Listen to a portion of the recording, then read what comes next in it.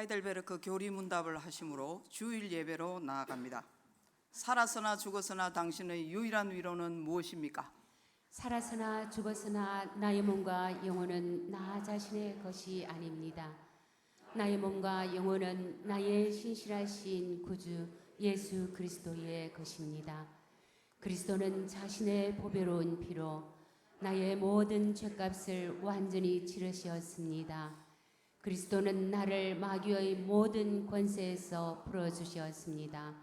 또한 그리스도는 나를 지켜주십니다.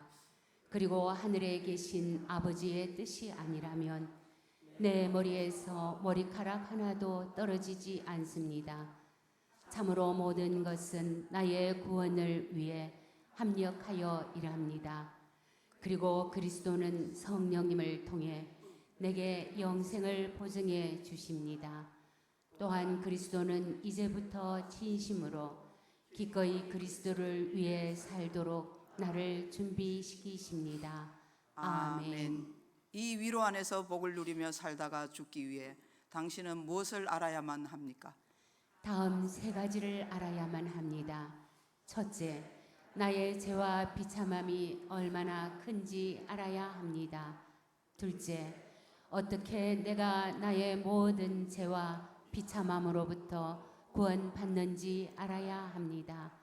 셋째, 어떻게 내가 그러한 구원을 주시는 하나님께 감사해야 하는지 알아야 합니다. 아멘.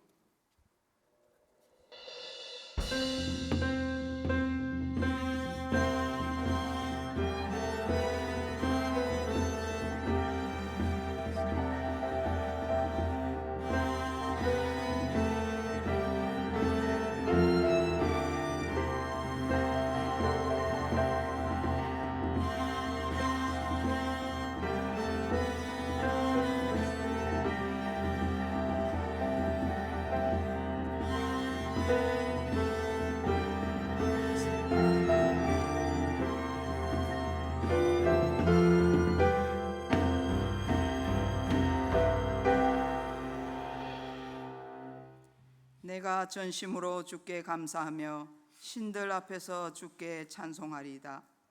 내가 주의 성전을 향하여 예배하며 주의 인자심과 성실하심으로 말미암아 주의 이름에 감사하오리니 이는 주께서 주의 말씀을 주의 모든 이름보다 높게 하셨습니다. 아멘. 사랑과 은혜가 풍성하신 하나님, 복되고 거룩한 주일에 성전에 나와 예배드리게 하시니 감사를 드립니다. 저희는 지혜와 믿음이 부족하오니 성령으로 하나님의 말씀을 깊이 깨닫게 하시며 육신에 속한 일을 위한 세속적인 강구보다 영혼을 위한 거룩한 지혜를 강구하게 하옵소서. 세상의 거짓과 악에 현혹되지 않게 하시며 믿음의 선한 싸움으로 이기게 하시며 이 땅에 주님의 나라가 더욱 확장되게 하옵소서. 분주했던 세상의 모든 일들을 접어놓고 정결한 마음으로 오직 하나님만 바라보며 예배할 때에 홀로 영광을 받아 주옵소서. 우리의 영원한 왕이신 예수님의 이름으로 기원하옵나이다. 아멘. 찬송가 208장을 부르겠습니다.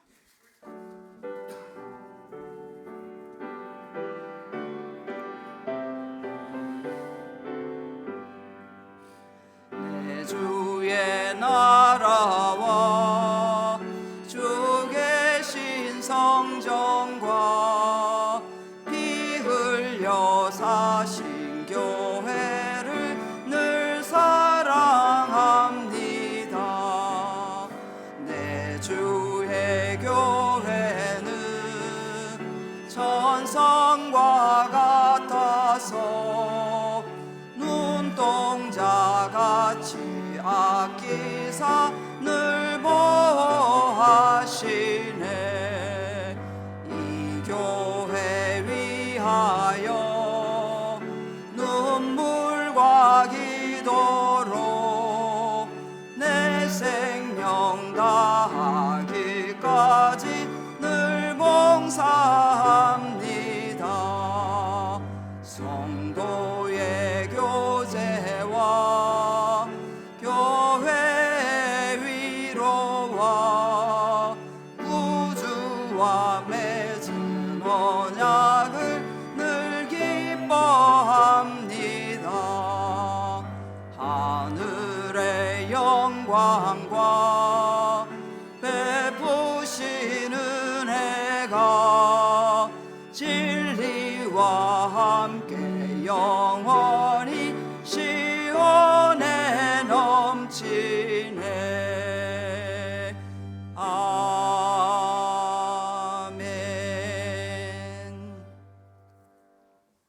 성시교독은 24번입니다. 하나님은 우리의 피난처시요 힘이시니 환난 중에 만날 큰 도움이시라. 그러므로 땅이 변하든지 산이 흔들려 바다 가운데에 빠지든지 바닷물이 솟아나고 뛰놀든지 그것이 넘침으로 산이 흔들릴지라도 우리는 두려워하지 아니하리로다. 한 시내가 있어 나뉘어 흘러 하나님의 성 곧 지존하신 이의 성소를 기쁘게 하도다. 하나님이 그 성중에 계심에 성이 흔들리지 아니할 것이라. 새벽에 하나님이 도우시리로다. 그가 땅끝까지 전쟁을 쉬게 하시며 활을 꺾고 창을 끊으며 수레를 불사르시는도다. 이르시기를 너희는 가만히 있어 내가 하나님됨을 알지어다. 내가 문나라 중에서 높임을 받으리라.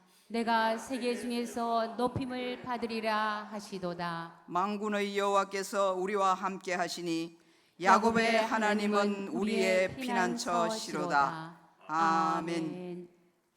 우리의 신앙을 고백하겠습니다. 나는 전능하신 아버지 하나님 천지의 창조주를 믿습니다. 나는 그의 유일하신 아들 우리 주 예수 그리스도를 믿습니다.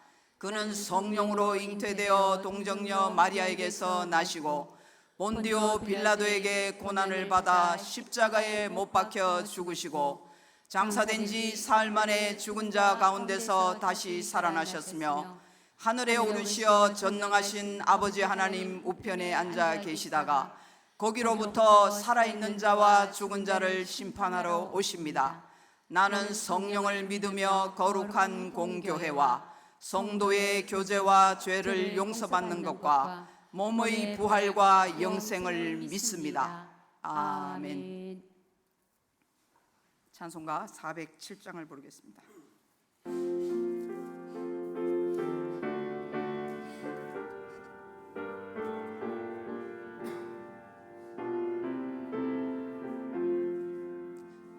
구주와 함께 나 죽었으니 구주와 함께 나 살았도다.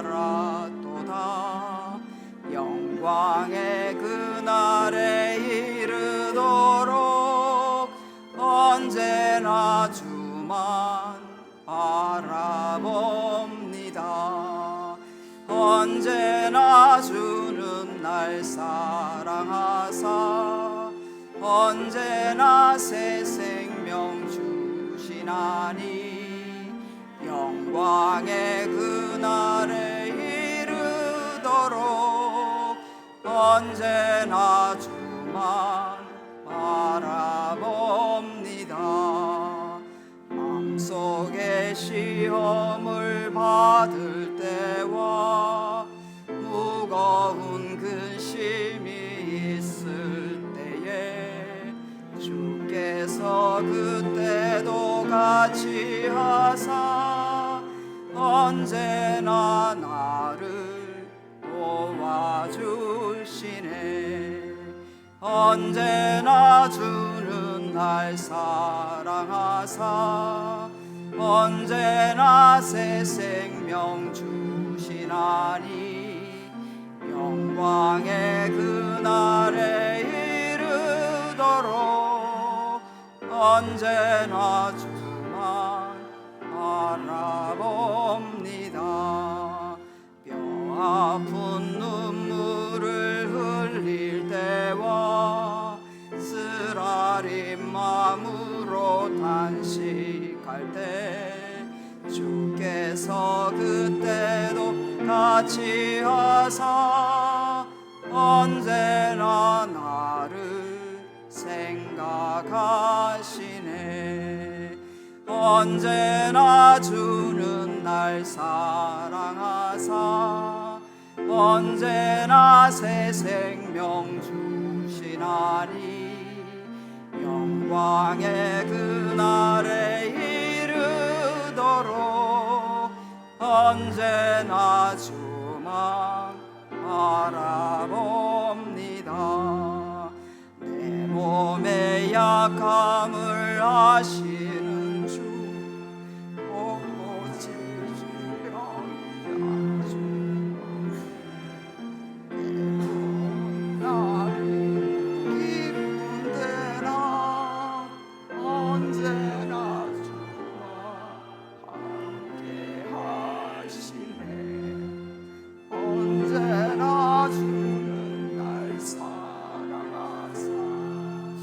언제나 새 생명 주시나니 영광의 그날에 이르도록 언제나 주만 바라봅니다.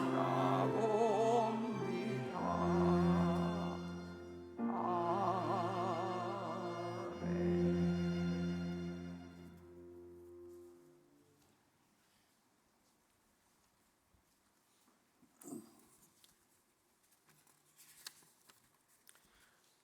완전하신 사랑으로 천진 만물을 창조하시고 변치 않으시는 성실하심으로 창조 세계를 경영하시는 삼위일체의 하나님 찬송과 경배를 받으옵소서. 우리의 연약함을 이미 아시고 모든 죄와 허물을 생각지 않으시며 오래 참으사 구원으로 인도하시는 그 크신 사랑하심과 은혜에 감사를 드립니다. 하나님을 나의 주님으로 고백하지만 내 뜻과 생각을 꺾지 못하여 죄악된 옛 습관을 따라 살기를 반복하였던 지난 시간들을 회개하오니 십자가의 보혈로 깨끗게 하옵소서. 이 시간 대속의 은혜로 의의 옷을 입히시며 끝까지 참으사 구원으로 인도하시는 사랑과 은혜의 하나님 앞에 예배로 나아가오니 이곳에 오셔서 저희 예배를 흠양하옵소서. 택하심과 부르심이 저희의 노력과 열심 때문이 아니라 하나님께서 우리를 먼저 사랑하셨기 때문임을 고백합니다. 인생 가운데 만나는 역경과 험한 고난조차도 하나님의 사랑이시며 우리의 연약함을 긍휼히 여기시며 변치 않으시는 성실하심으로 구원으로 인도하시니 말씀과 성례를 통한 구원의 확신으로 날마다 하나님 사랑과 은혜 안에 머무는 성도의 삶을 살게 하옵소서. 주께서 피 흘려 세우신 교회를 위해 기도하오니 기름 부어 세우신 목사님을 통하여 교회와 성도의 본분이 선포될 때 이미 받은 구원의 은혜에 만족하지 않고 주신 직분과 사명을 영광의 십자가로 여기며 기쁨으로 감당하는 성도 되게 하옵소서.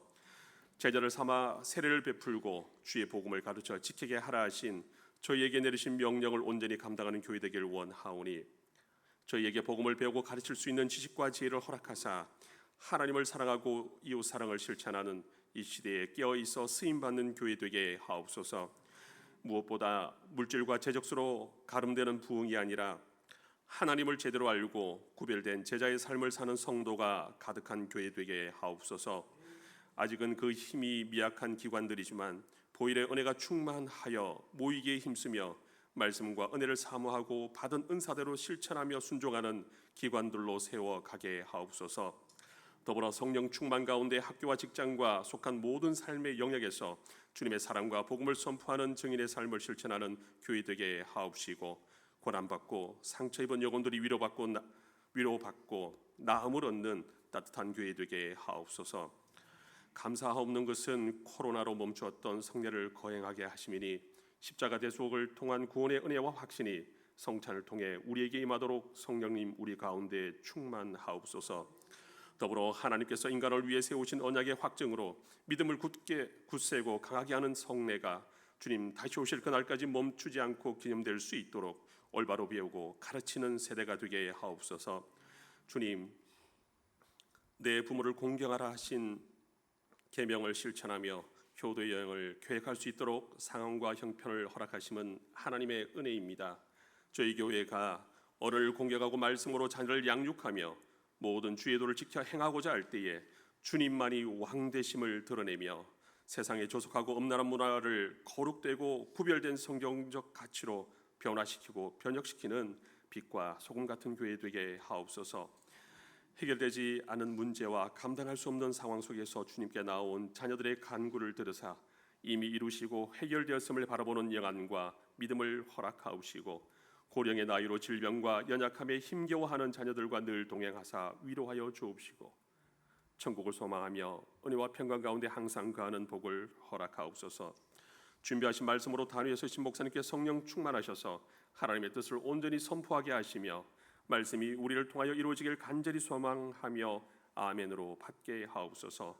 예배를 방해하는 모든 악의 충동을 막아 주옵시고 드려지는 예배를 통하여 삼위일체 하나님 홀로 영광 받으옵소서. 예수님의 이름으로 기도드립니다. 아멘.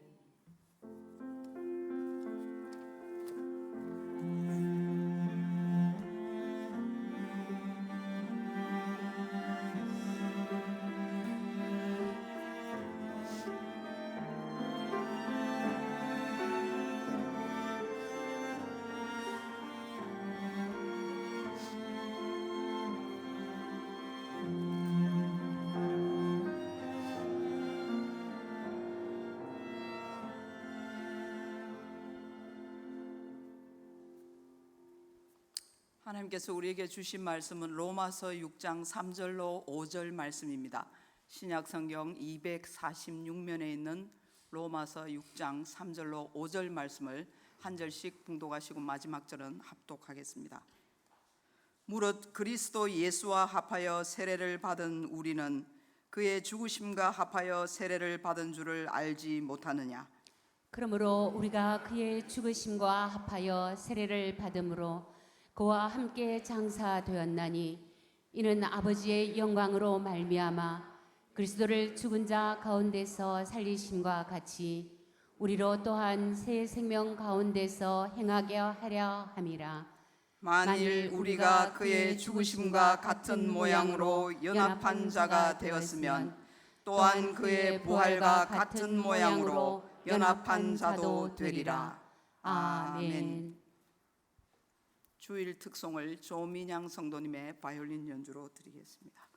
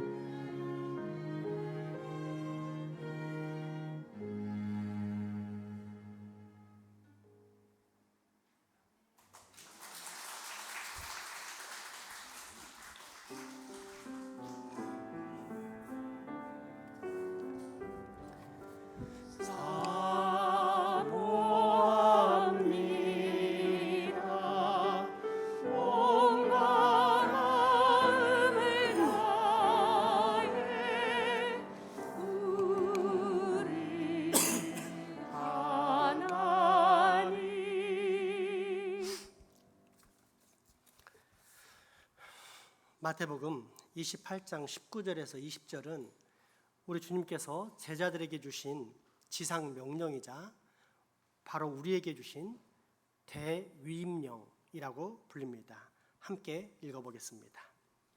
그러므로 너희는 가서 모든 민족을 제자로 삼아 아버지와 아들과 성령의 이름으로 세례를 베풀고 내가 너희에게 분부한 모든 것을 가르쳐 지키게 하라. 볼지어다 내가 세상 끝날까지 너희와 항상 함께 있으리라 하시니라.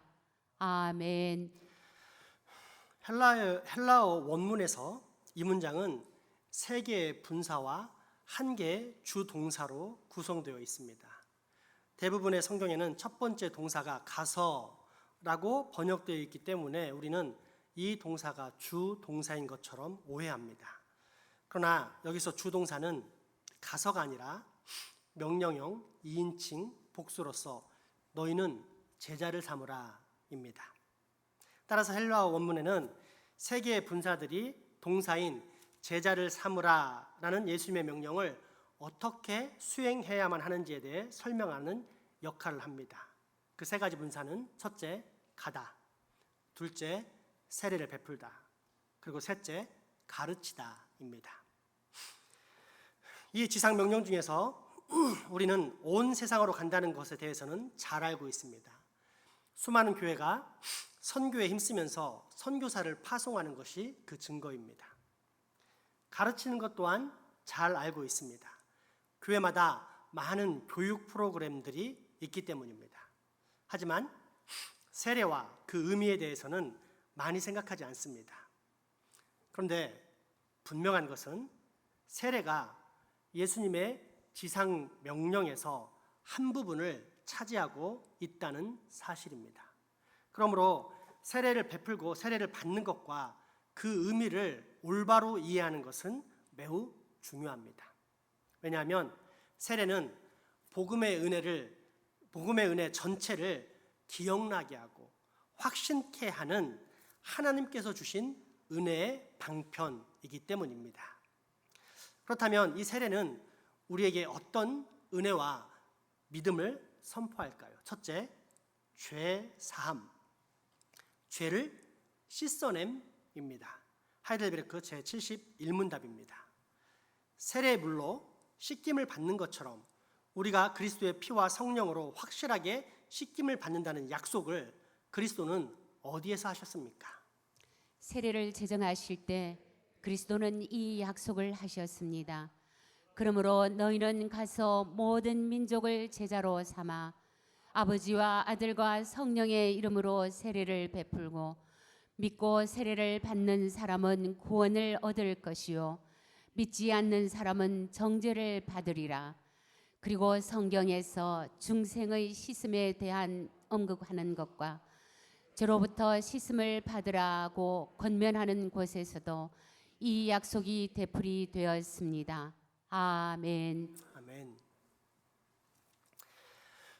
세례를 뜻하는 영어의 베프티즘이라는 단어는 헬라어 밥티조에서 온 것인데 이는 빠뜨리다, 담그다, 씻다 혹은 뿌리다 등의 뜻을 가진 밥토에서 파생되었습니다. 이 세례를 동방교회에서는 보통 물에 담그는 침례라는 방식으로 행해졌습니다. 그러나 북방의 추운 지방에서는 흔히 물을 뿌리는 방식으로 사용하였습니다. 결론적으로 물에 잠그거나 뿌리는 세례의 방식은 그렇게 중요한 것이 아니라 그 의미가 중요하다는 것으로서 핵심은 씻김입니다. 우리 주님께서 제정하신 이 세례는 눈에 보이는 외적인 의식으로서 성례입니다. 그런데 이 외적인 의식은 내적인 의미를 포함합니다. 그것은 내 영혼의 더러운 것, 즉 하나님께로부터 받게 될 영원한 저주와 형벌의 증거인 죄의 씻김입니다. 그러니까 외적으로 행하는 세례의 진짜 의미는 내적인 것으로서 겉모습으로는 물로 씻는 것이지만 실제로는 내 안에 죄가 씻겨진다는 사실을 표시하는 예식인 것입니다. 우리가 지나간 최근에 3주 동안 배운 성례의 의미가 무엇입니까? 성례란 본질인 보이지 않는 하나님의 말씀을 육신을 입고 있고 감각적인 연약한 우리 인생들이 충분히 이해하면서 더 굳센 믿음 가운데 들어갈 수 있도록 만들어주는 눈에 보이는 외적인 형식이라고 했습니다. 그러므로 두 가지 성례 중 하나인 세례에서도 그 일이 일어납니다. 우리는 우리의 죄가 씻기는 것을 눈으로 볼 수 없습니다. 그래서 하나님께서는 물로 씻는 의식을 제정하십니다. 죄가 씻기는 영적인 사건을 우리가 직접 볼 수는 없지만 몸을 씻거나 어떤 물건을 깨끗하게 하는 일은 늘 경험하는 일이기에 주님은 물로 사람을 씻는 의식을 통해 보이지 않는 죄가 씻겨져 내려가는 영적인 사건을 누구나 다 볼 수 있도록 형상화하셨던 것입니다. 그렇다면 믿음의 사람이라면, 말씀을 소유한 신자라면 어떻게 해야 합니까?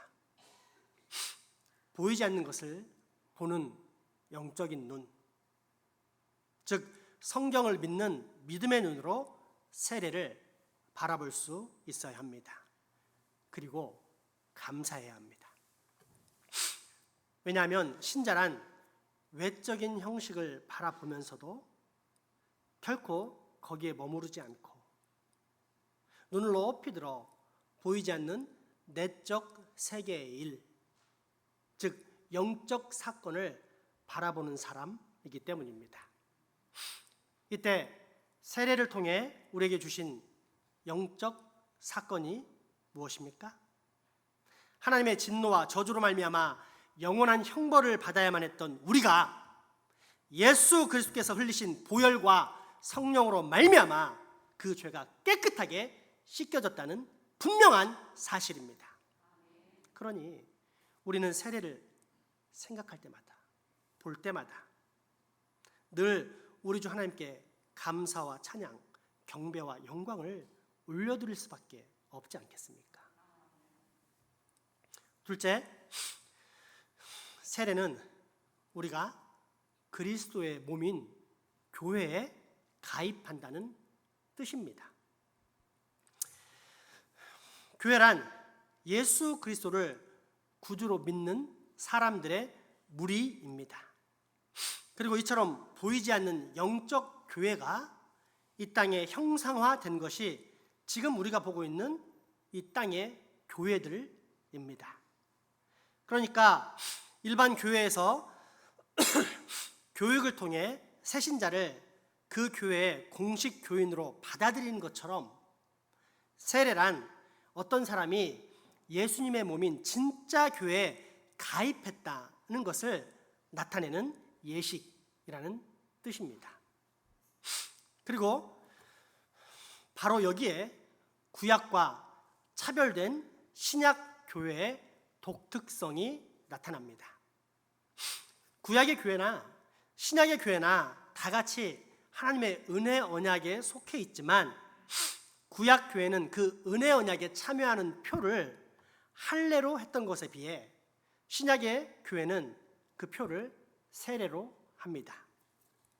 따라서 교회에서 공적으로 세례를 받은 사람은 예수 그리스도의 몸에 접붙여진 사람입니다. 왜냐하면 사도 바울이 증거하듯이 거듭남의 표시인 세례를 받은 사람은 더 이상 하나님의 원수가 아닌 그리스도의 몸에 접붙여진 한 지체, 한 몸이요 또 한 영을 마시는 사람, 즉 성령님의 임재와 충만 가운데 사는 사람이기 때문입니다. 고린도전서 12장 12절에서 13절 말씀 봉독하겠습니다. 몸은 하나인데 많은 지체가 있고 몸의 지체가 많으나 한 몸인가 같이 그리스도도 그러하니라. 우리가 다 유대인이나 헬라인이나 종이나 자유인이나 다 한 성령으로 세례를 받아 한 몸이 되었고 또 다한 성령을 마시게 하셨느니라. 아멘. 그러므로 여러분, 세례를 받으셨습니까? 그렇다면 기뻐하십시오. 그것은 내가 예수님의 몸이 되었다는 뜻, 하나님께서 나를 거룩하고 영원한 진짜 교회 일원으로 받아주셨다는 특별한 표시이기 때문입니다. 셋째, 세례란 우리 주 삼위일체 하나님과 교제와 연합 가운데 들어가는 사건입니다. 하나님은 단수일까요? 복수일까요? 세 분일까요? 한 분일까요? 신명기 6장 4절에서는 이렇게 기록되어 있습니다. 함께 읽겠습니다. 이스라엘아 들으라. 우리 하나님 여호와는 오직 유일한 여호와이시니. 아멘. 한 분이십니다. 그런데 그런가 하면 요한복음 10장 30절에서 33절은 이렇게 나와 있습니다. 나와 아버지는 하나이니라 하신대 유대인들이 다시 돌을 들어 치려 하거늘 예수께서 대답하시되 내가 아버지로 말미암아 여러 가지 선한 일로 너희에게 보였거늘 그 중에 어떤 일로 나를 돌로 치려 하느냐. 유대인들이 대답하되 선한 일로 말미암아 우리가 너를 돌로 치려는 것이 아니라 신성 모독으로 인함이니 내가 사람이 되어 자칭 하나님이라 함이로라. 아멘. 하나님은 분명 한 분이신데 이 땅에 내려오신 하나님이신 예수 그리스도께서는 성부 하나님과 자기 자신을 구별합니다. 그런가 하면 또한 성령님께서 하나님이시라는 구절도 있습니다. 요한복음 4장 24절과 고린도전서 2장 10절에서 11절 말씀입니다. 하나님은 영이시니 예배하는 자가 영과 진리로 예배할지니라. 오직 하나님이 성령으로 이것을 우리에게 보이셨으니 성령은 모든 것 곧 하나님의 깊은 것까지도 통달하시니라. 사람의 일을 사람의 속에 있는 영 외에 누가 알리요. 이와 같이 하나님의 일도 하나님의 영 외에는 아무도 알지 못하느니라. 아멘. 그리고 사람의 창조 사건이 발생할 때 하나님께서 사람을 만드실 때 하나님께서는 당신의 존재 방식을 분명하게 선포하시는데 그 말씀이 창세기 1장 26절에서 28절에 나와 있습니다. 하나님이 이르시되 우리의 형상을 따라 우리의 모양대로 우리가 사람을 만들고 그들로 바다의 물고기와 하늘의 새와 가축과 온 땅과 땅에 기는 모든 것을 다스리게 하자 하시고 하나님이 자기 형상 곧 하나님의 형상대로 사람을 창조하시되 남자와 여자를 창조하시고 하나님이 그들에게 복을 주시며 하나님이 그들에게 이르시되 생육하고 번성하여 땅에 충만하라. 땅을 정복하라. 바다의 물고기와 하늘의 새와 땅에 움직이는 모든 생물을 다스리라 하시니라. 아멘. 이렇게 펼쳐놓고 보니 더 헷갈립니다. 과연 하나님은 세 분이실까요? 한 분이실까요? 물론 우리는 이것을 삼위일체 하나님으로 믿지만 그럼에도 불구하고 이성적으로는 결코 해결하기 어려운 문제입니다. 그런데 여기에서 우리는 중요한 사실을 먼저 인정해야 합니다. 그것은 하나님은 수에 갇혀 계신 분이 아니라는 사실입니다. 왜냐하면 숫자라는 것도 결국 인간에 의해서 만들어진 것, 피조된 것이기 때문입니다. 그런데 창조주이시며 무한하신 하나님께서 과연 유한한 인간이 만들어낸 수에 갇힐 수 있겠습니까? 숫자로서는 결코 하나님을 표현할 수 없는 것입니다. 그럼에도 하나님께서 이 수를 사용하신 것은 우리 인생을 위함이셨습니다. 사람에게 이해를 주시고자 그처럼 단순히 복순히 하는 표현을 사용하신 것입니다.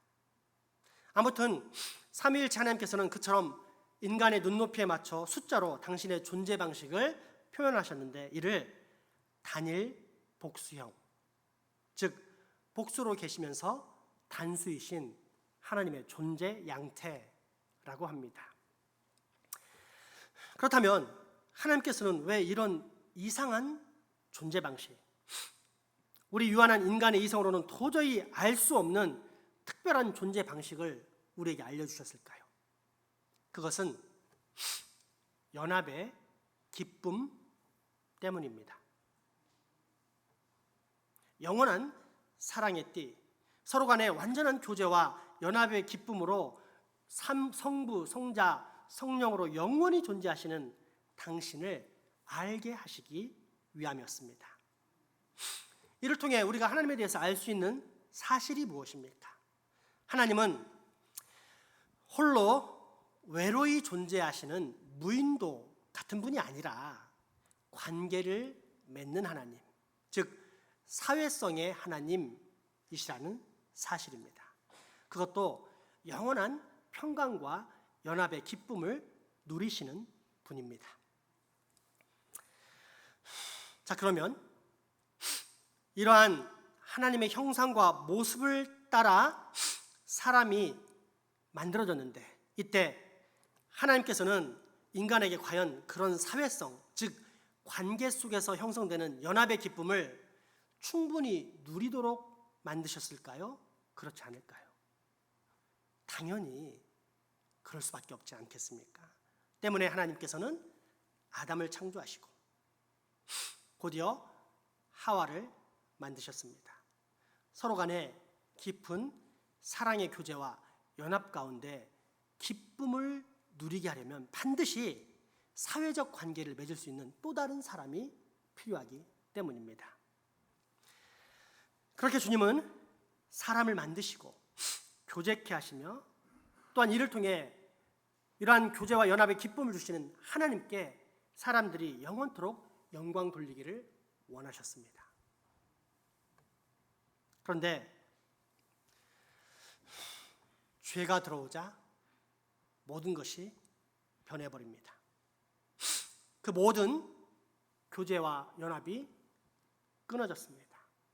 하나님과 사람 사이, 사람과 사람 사이, 사람과 자연 사이에 있던 모든 축복이 깨어지고 망가집니다. 심지어 한 몸이라고 불리는 남편과 아내, 자기 목숨보다 더 소중하게 생각하는 자식과의 관계, 또 깨지는 불행 가운데 놓입니다.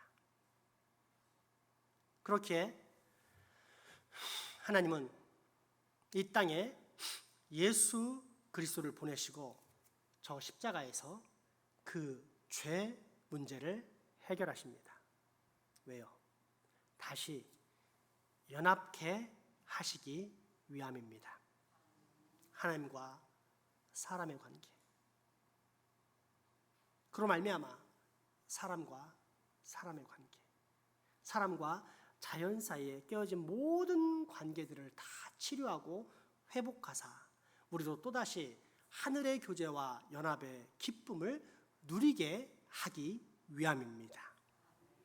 그리고 이처럼 예수 그리스도로 말미암아 구원받고 교제와 연합의 기쁨을 회복한 당신의 백성들에게 주님은 그러한 사실을 특별한 예식을 통해 표시하시기를 원하셨는데 그것이 바로 세례입니다. 그러므로 여러분, 혹시 세례 받으셨습니까? 그렇다면 기뻐하십시오. 여러분은 삼위일체 하나님과의 관계가 회복된 사람, 다시 하나님과 사랑의 교제와 연합 가운데 들어간 행복한 하늘 백성이기 때문입니다. 마지막 넷째, 세례란 죽었다가 살아남에 관한 표와 인입니다. 이는 지금까지 선포한 세례의 의미를 단 한 문장으로 압축할 수 있는 핵심적인 표현이라 할 수 있는데, 이를 달리 말하면 만약 누군가가 여러분에게 세례가 무엇이냐라고 물어본다면 이렇게 한 문장으로 답변할 수 있다는 뜻입니다. 다 함께 읽어보겠습니다. 세례란 죽었다가 살아남을 나타내는 하나님의 표와 인입니다. 아멘. 정말 그럴까요? 성경을 통해 확인해 보겠습니다. 오늘 본문 로마서 6장 3절에서 5절까지의 말씀입니다. 무릇 그리스도 예수와 합하여 세례를 받은 우리는 그의 죽으심과 합하여 세례를 받은 줄을 알지 못하느냐.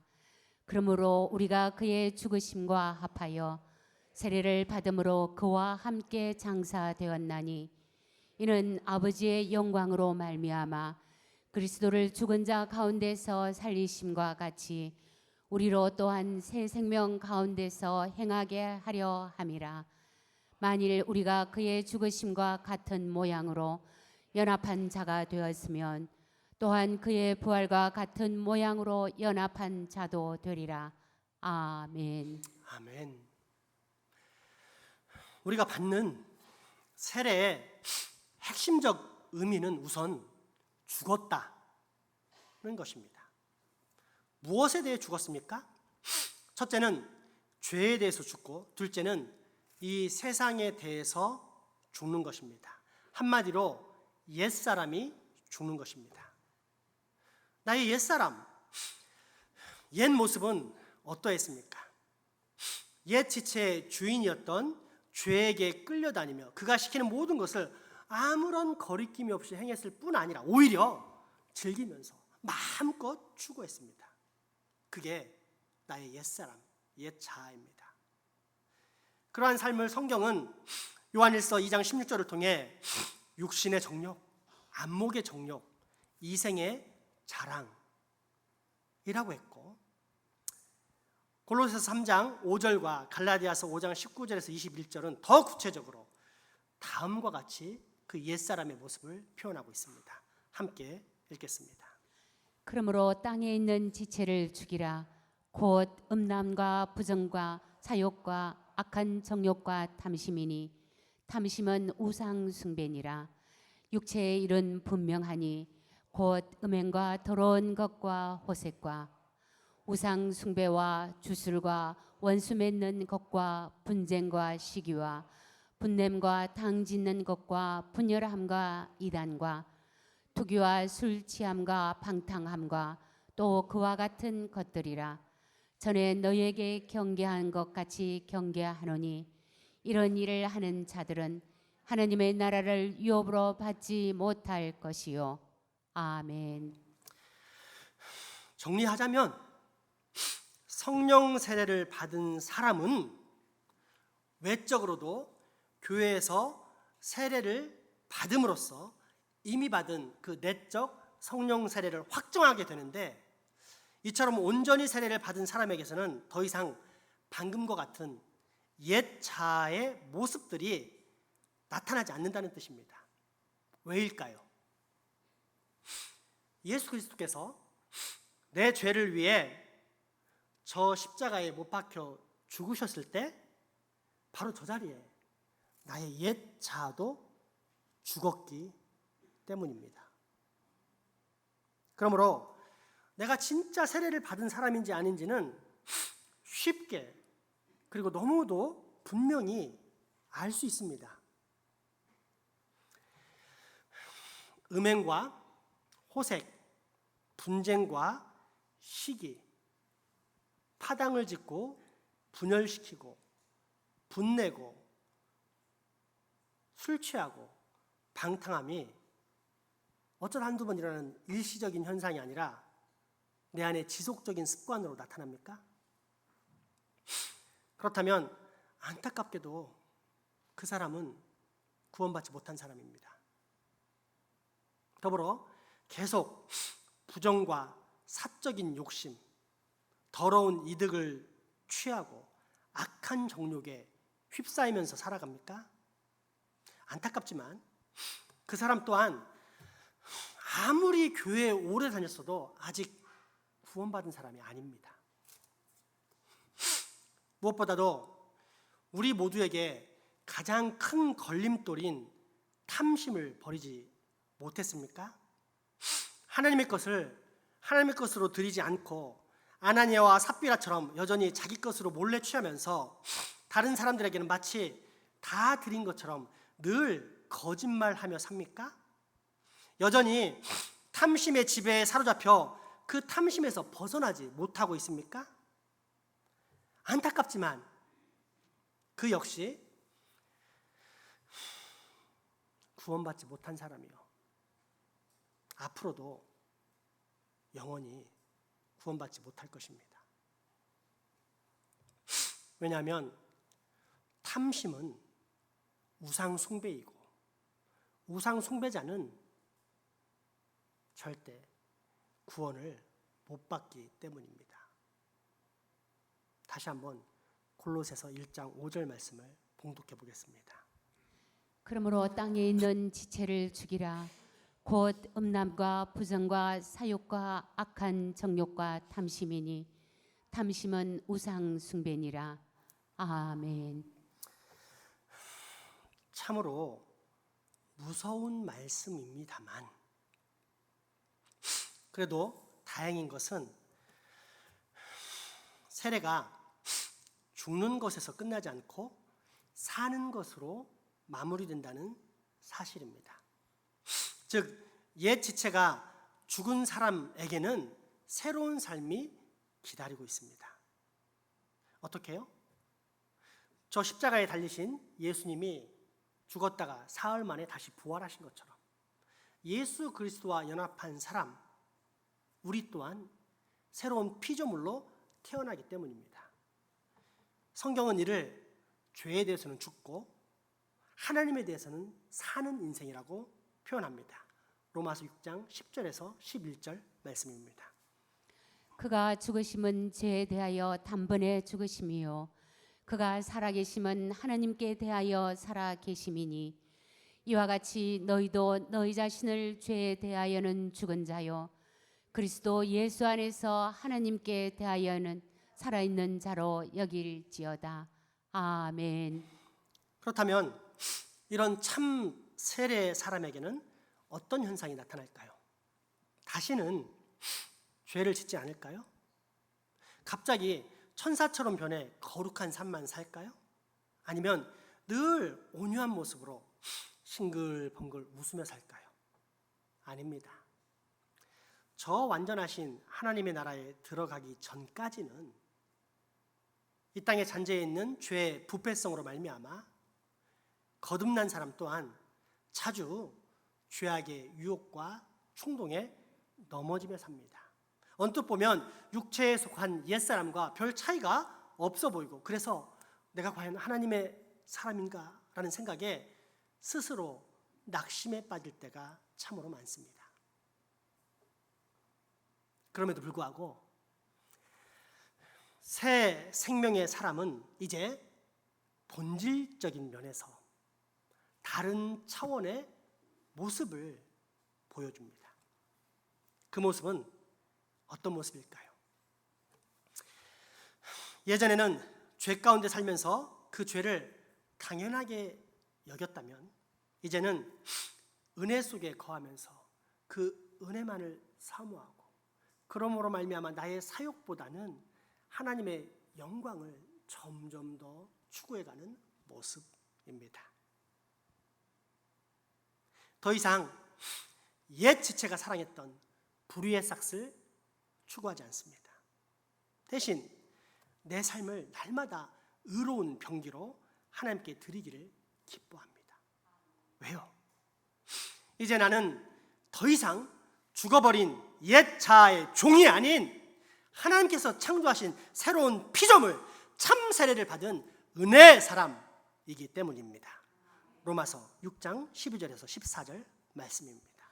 그러므로 너희는 죄가 너희 죽을 몸을 지배하지 못하게 하여 몸의 사욕에 순종하지 말고 또한 너희 지체를 불의의 무기로 죄에게 내주지 말고 오직 너희 자신을 죽은 자 가운데서 다시 살아난 자 같이 하나님께 드리며 너희 지체를 의의 무기로 하나님께 드리라. 죄가 너희를 주장하지 못하리니 이는 너희가 법 아래에 있지 아니하고 은혜 아래에 있음이라. 아멘. 이것이 바로 세례의 핵심인 죽었다가 살아남입니다. 옛사람은 죽고 새 사람으로 태어나는 것입니다. 그러므로 여러분, 세례를 받으셨습니까? 그렇다면 기억하십시오. 여러분은 죄사함, 예수 그리스도의 피와 성령으로 죄 씻김을 받은 사람입니다. 또한 여러분은 그리스도의 몸으로 접붙여진 사람, 참 교회에 가입한 하늘 백성입니다. 나아가 여러분은 이제 삼위일체 하나님과의 회복된 관계 속에서 그분과 영원한 교제와 연합의 기쁨에 들어간 하나님의 자녀입니다. 그리고 이 모든 것을 포함한 핵심적 결론인 세례의 마지막 네 번째 의미, 그것은 여러분은 죽었다가 살아난 사람이라는 것입니다. 그렇다면 여러분, 이제 우리 어떻게 살아야 할까요? 우리의 옛 자를 죽이고 대신 날마다 거룩으로 나아가는 생명의 삶, 곧 하나님께 대하여 사는 사람이 되어야 하지 않겠습니까? 그 사람이 바로 세례받은 나이어야만 하지 않겠습니까? 오늘 본문 로마서 6장 3절에서 5절 말씀 같이 봉독하겠습니다. 무릇 그리스도 예수와 합하여 세례를 받은 우리는 그의 죽으심과 합하여 세례를 받은 줄을 알지 못하느냐. 그러므로 우리가 그의 죽으심과 합하여 세례를 받음으로 그와 함께 장사되었나니 이는 아버지의 영광으로 말미암아 그리스도를 죽은 자 가운데서 살리심과 같이 우리로 또한 새 생명 가운데서 행하게 하려 함이라. 만일 우리가 그의 죽으심과 같은 모양으로 연합한 자가 되었으면 또한 그의 부활과 같은 모양으로 연합한 자도 되리라. 아멘. 이 시간 찬양하겠습니다. 여러분 스스로 죽었다가 무덤에 들어갔다가 땅에 파묻혔는데 다시 무덤을 뚫고 나올 수 있습니까? 못합니다. 여러분은 죽으면 끝입니다. 죽어서 영원한 멸망 가운데 들어가는 것이 여러분의 본질입니다. 그런 저와 여러분을 우리 주 하나님께서 예수 그리스도의 십자가의 방법으로 구원하셨습니다. 나 대신 저 십자가에 죽으시고 또 나를 위해 다시 살아나셨습니다. 그리고 누구든지 이 사실을 믿으면 예수 그리스도와 연합한 사람이 되어 옛자는 죽고 새로운 피조물로 태어나게 된다고 분명히 약속하셨습니다. 우리의 모든 은혜의 초점 무엇입니까? 십자가에 달리신 예수 그리스도. 그분 안에서 우리는 죽고 그분으로 말미암아 다시 우리는 살아서 이제 우리는 하나님께 영광을 돌리는 존재가 된 것입니다. 바로 이 감사의 기도를 곡조 있는 찬양을 통해서 하나님께 경배와 영광을 올려드리기 원합니다. 찬송가 407장 구주와 함께나 죽었으니 하나님께 찬양 올려드리겠습니다.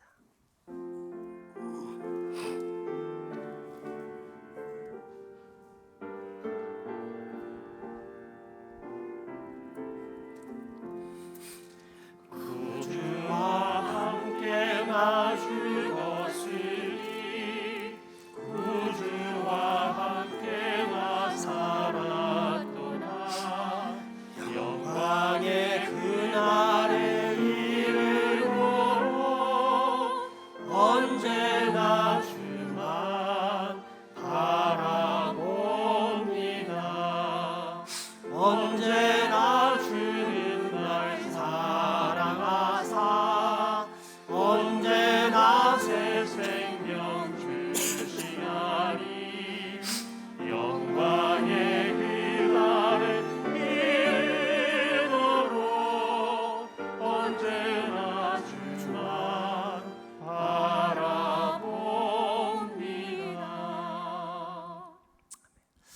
많은 분들이 예수 믿고 구원받는다라는 잘못된 문장의 믿음을 갖기 때문에 일회적인 예수 믿기만을 강조하면서 천국행 티켓을 확보한 것처럼 착각하는 경우가 많습니다. 그러다 보니 예수 그리스도에 대한 평생의 기대가 없이 살아갑니다. 그런데 이렇게 세례받아 예수 그리스도께 연합된 사람은 이후에 그 인생을 우리 주님께서 책임지십니다. 그런 놀라운 복을 받습니다.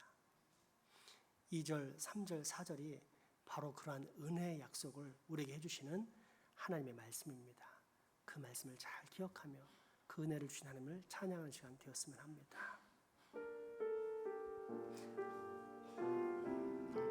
마음속에 시험을 받을 때와 마음속에 시험을 받을 때와 무거운 근심이 있을 때에 주께서 그때도 같이 하사 언제나 나를 도와주시네. 언제나 주는 날 사랑하사 언제나 새 생명 주시나니 영광의 그날을 이르도록 언제나 주만 바라봅니다. 뼈 아픈 눈물을 흘릴 때와 쓰라린 마음으로 탄식할 때 주께서 그때도 같이 하사 언제나 나를 생각하시네. 언제나 주는 날 사랑하사 언제나 새 생명 주시나니 영광의 그날에 이르도록 언제나 주만 바라봅니다. 내 몸의 약함을 아시는 주 못 고칠 질병이 아주 없네. 괴로운 날이나 기쁜 때나 언제나 나와 함께 계시네. 언제나 주는 날 사랑하사 언제나 새 생명 주시나니 영광의 그날에 이르도록 언제나 주만 바라봅니다.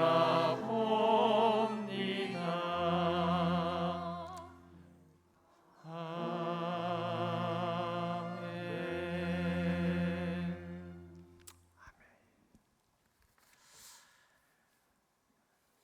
세례를 통해 죽었다가 살아남을 깨닫게 해주신 주님, 오늘 우리로 세례의 귀한 의미와 사랑을 알게 하시니 감사합니다. 바라옵기는 우리로 이 귀한 세례의 의미와 감동 가운데 흠뻑 빠져들게 하시고 그러므로 말미암아 영원토록 하나님께만 영광을 올려드리는 하늘 백성이 다 되게 하여 주옵소서. 예수님 이름으로 기도합니다. 아멘. 이제 성찬식을 하겠습니다.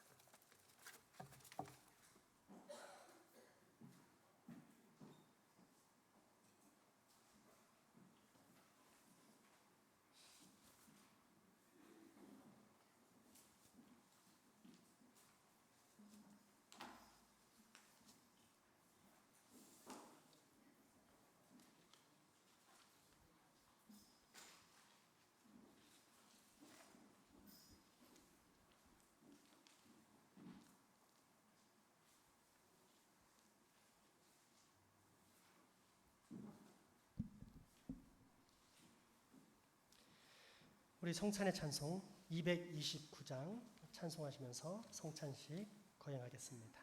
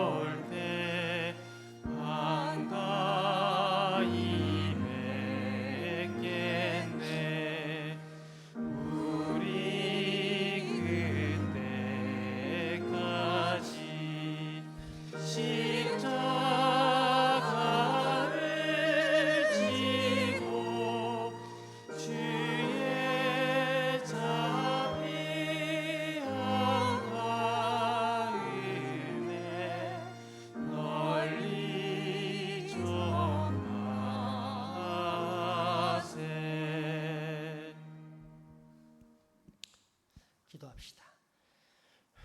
거룩하신 하나님 아버지, 간절한 마음으로 간구하노니 성령님으로 거룩하게 하시어 이것을 받는 하나님의 백성들이 성자 예수 그리스도의 몸과 피에 참여하게 하소서.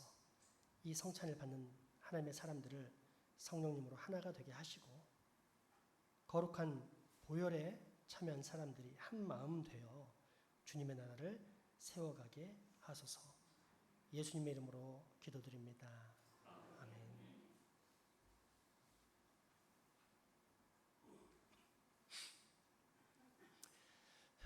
주님께서 잡히시던 밤이었습니다. 우리 주님은 제자들과 함께 이 유월절 지키기를 간절히 원하고 또 원하셨습니다. 그것은 이제 유월절을 성찬식으로 바꾸기 위함입니다. 유월절이란 이스라엘 백성들이 애굽에 있을 때 죽음의 사자가 지나가면서 모든 장자들을 죽였을 때 이스라엘 백성들만은 건너뛴 구원의 사건입니다. 이때 그들이 구원받을 수 있었던 것은 그들이 의로워서가 아니라 하나님의 긍휼, 하나님의 언약 때문입니다. 그 은혜 언약이 어떻게 이루어졌습니까? 어린 양을 잡아 그 피를 문설주와 기둥에 바름으로써 이루어졌습니다. 죽음의 사자는 그 피를 보고 그 집은 건너 뛰었던 것, 이것이 바로 패스오버, 유월절입니다. 그런데 이것은 그림자입니다. 실체는 무엇입니까? 영원한 대제사장이자 또한 하나님의 어린 양 그 자체이신 예수 그리스도께서 저 십자가에서 돌아가신 사건입니다. 바로 이 실체를 가르쳐주기 위해 구약에서는 그토록 끊임없이 제사를 반복했던 것입니다. 그러니 예수 그리스도께서 이 땅에 오셔서 이제 곧 십자가에 돌아가시는 날, 이제 그 의미를 완성하실 수밖에 없었습니다. 때문에 주님은 유월절을 간절히 원하고 또 원하셨습니다. 그렇게 마지막 날 밤 제자들을 모아놓고 주님은 떡을 들어 높이 축사하시고 그 떡을 떼어 제자들에게 주십니다. 받으라, 먹으라. 이는 곧 내가 저 십자가 위에서 찢겨질 나의 몸이니라. 이 거룩한 양식을 먹어야만 우리는 살 수 있습니다. 그러므로 주님의 명령을 따라 이 시간 주님의 거룩한 몸을 받겠습니다.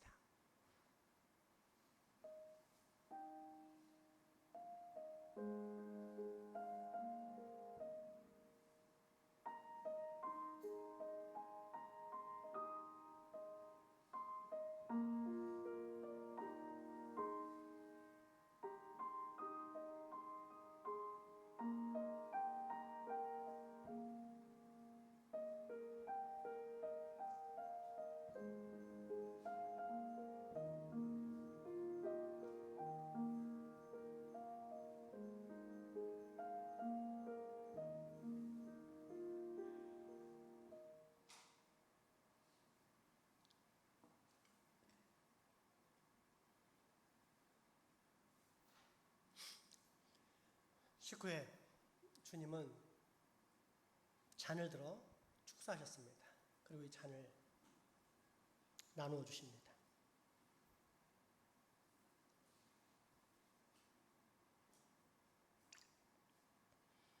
제자들에게 권하시면서 말씀하십니다.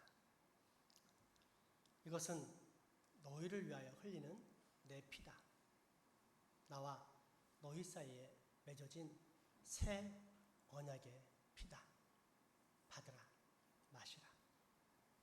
우리 주님의 명령을 따라 우리 주님의 거룩한 비, 예수 그리스도의 보혈을 우리가 함께 마시겠습니다.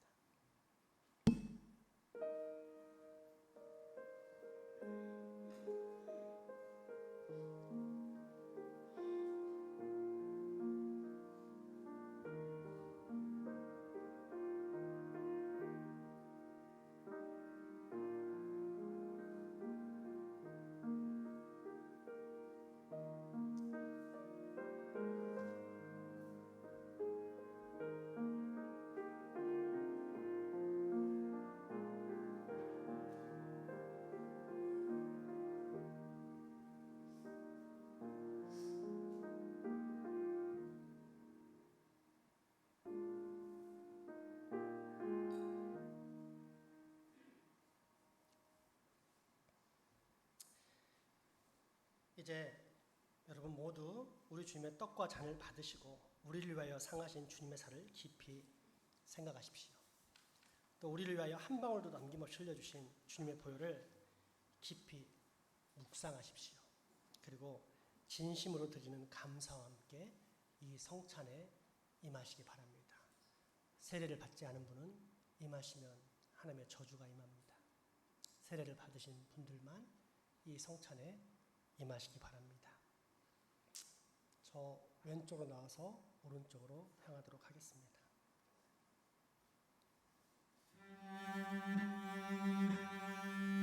떡이 저쪽으로, 잔이 이쪽으로. 한 장은 떡 들고 서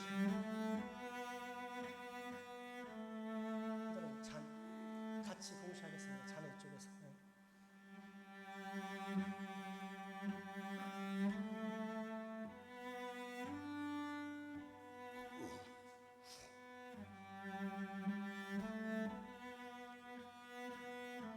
떡을 입에 머무시고 잔을 받으시면서 함께 기도하시면서 마시고 가시기 바랍니다.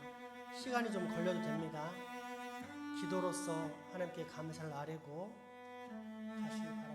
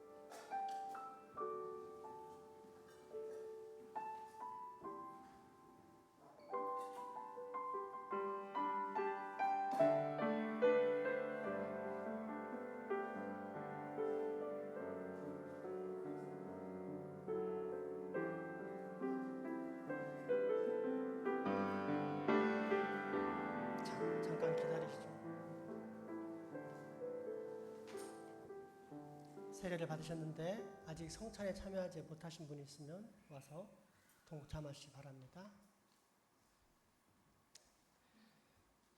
기도하겠습니다. 사랑의 하나님 아버지,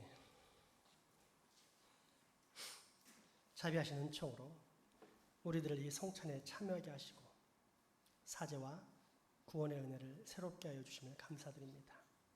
우리가 우리 주님의 동일한 지체임을 확인하게 하시오니 감사합니다. 서로가 사랑하고 하나가 되는 길을 걷게 하시니 감사합니다. 오늘 이후로는 주의 살과 피가 우리의 마음과 육체를 더욱 강하게 지배하게 하시옵소서. 우리로 하여금 복음에 합당한 자가 되게 하옵소서. 우리로 이 땅에 화평을 심는 자가 되게 하옵소서.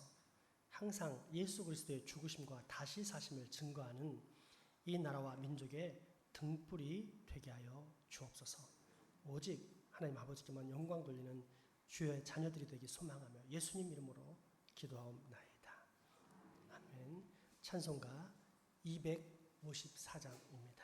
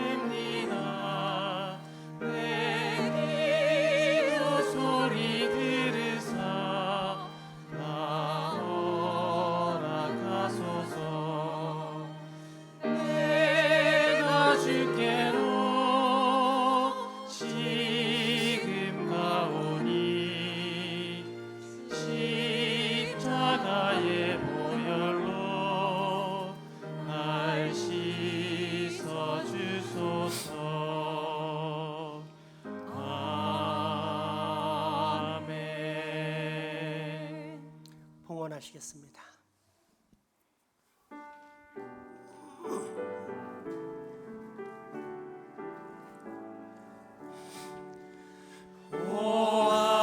하나님 우리의 창조주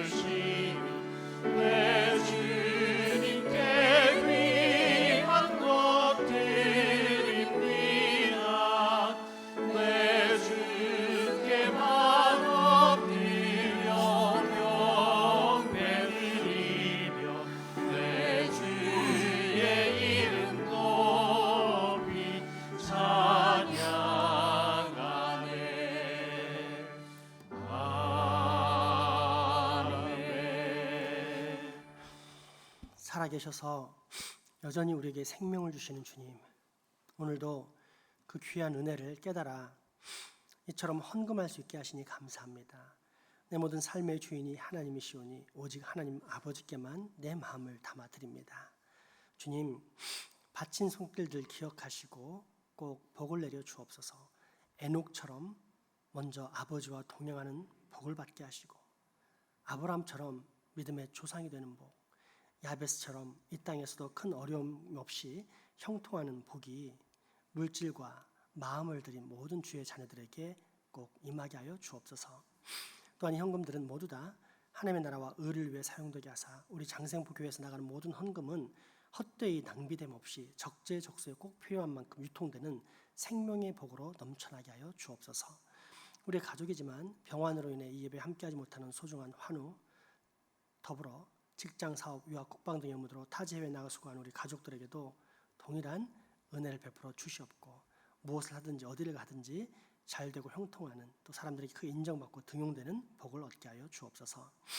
우리가 맡은 지역사회에 기도할 때 주님 불쌍히 여기사 우리 교회가 영혼의 등대되어 이 지역의 복음과 기도로 불신과 정욕, 사탄의 충동이 가득한 이 지역을 예수 그리스도의 보혈과 성령으로 변화시키는 놀라운 복을 우리가 꼭 보게 하여 주옵소서.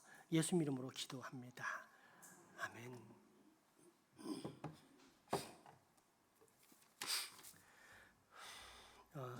교회 소식 전해드립니다.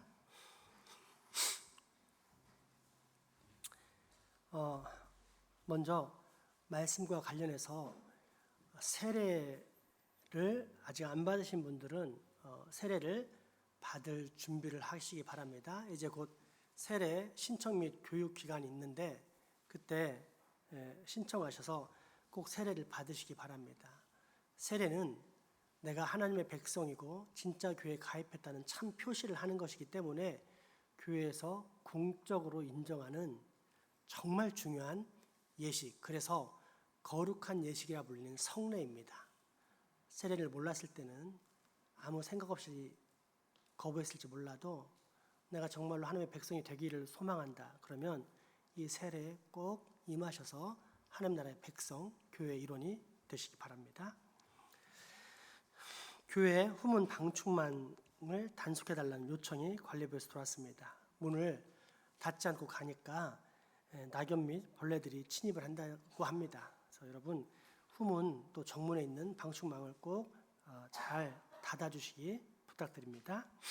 오늘 떡과 과일로 우리 편현숙 권사님이 섬기셨습니다. 감사드리고 맛있게 드시면서 우리 편현 권사님께 감사하다고 인사드렸으면 좋겠습니다.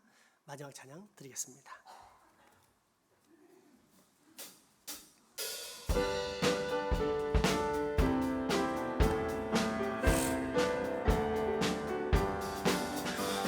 놈들아 머리 들어라 들릴지어다 영원한 문들아 영광의 왕 들어가시도록 영광의 왕 들어가신다. 놈들아 머리 들어라 들릴지어다 영원한 문들아 영광의 왕 들어가시도록 영광의 왕 들어가신다. 영광의 왕이시여 강하고 능하신지로다. 전쟁에 능하신 주시나 나 찬양 위대하신 왕. 왕께 만세 왕께 만세.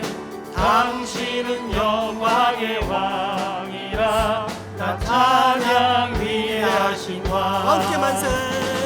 왕께 만세 왕께 만세. 당신은 영광의 왕이라 나 찬양 위대하신 왕.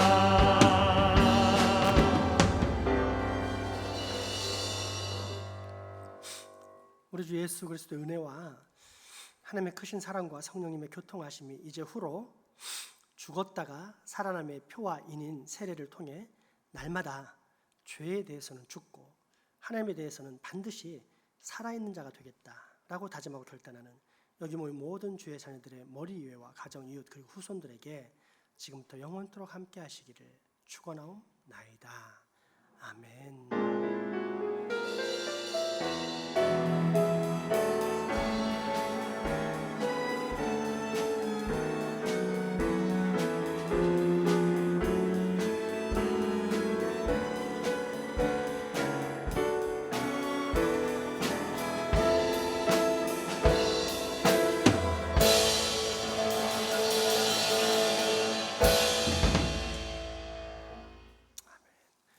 사랑과 축복의 교제 나누시겠습니다.